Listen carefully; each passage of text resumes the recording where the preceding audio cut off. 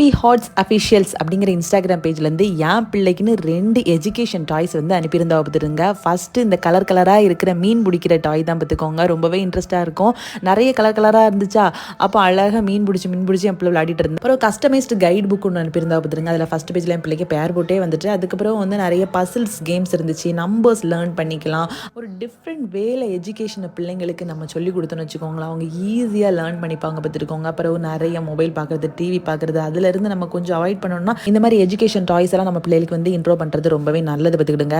என் பிள்ளை இந்த பார்சல் வந்து அவனை பிரித்து அவள் பாட்டுக்கு ஜாலியாக இருந்து விளையாடிட்டு இருந்தா பார்த்துருக்கோங்க. உண்மையை சொன்ன போனால் ஒரு வாட்டி கூட இந்த பசில்ஸை எப்படி சால்வ் பண்ணணும் அவளுக்கு சொல்லி கொடுக்கவே இல்லை. அவள் பாட்டுக்கு ஓப்பன் பண்ணால் நான் அதை ரிமூவ் மட்டும் பண்ணி கொடுத்தேன் பார்த்துக்கோங்க. அவள் கரெக்டாக சால்வ் பண்ணிட்டா. எனக்கே கொஞ்சம் ஆச்சரியமாக இருந்துச்சு, ரொம்ப ஹாப்பியாகவும் இருந்துச்சு பார்த்துக்கோங்க. இந்த மாதிரி இன்ட்ரெஸ்டிங்கான எஜுகேஷன் டாய்ஸ் எல்லாமே ஹாப்பி ஹார்ட்ஸ் அஃபிஷியல் அப்படிங்கிற இன்ஸ்டாகிராம் பேஜில் நிறைய வச்சிருக்காங்க. மறக்காம செக் அவுட் பண்ணி பாருங்க. இன்னும் ஒரு இன்ட்ரெஸ்டிங்கான விஷயம் அவங்க பண்ணிட்டு இருக்காங்க. என்ன அப்படின்னா, ஒரு அமைதியான குளத்துல ஒரு பெண்ணி என்ற ஒரு சிறிய தவளை ஒரு தாமரை இலையில உட்காந்துட்டு தங்கம். அப்படி தங்கம்னு சொல்லி அழகா கதை சொல்லி கொடுக்க பார்த்துட்டுங்க. நான் என் பிள்ளைக்கு எப்பவுமே காக்கா வடச்சுட்ட கதையும் நிறைய தொழில் உள்ள கதையை தான் ரிப்பீட் பண்ணிட்டே இருப்பேன். எப்படி கதை சொல்லி கொடுக்கலான்னு பார்த்தா இவங்க பேஜை ஃபாலோ பண்ணி நிறைய இன்ட்ரெஸ்டிங்கான ஸ்டோரிஸ் எல்லாம் சொல்லி கொடுக்க பார்த்துக்கோங்க.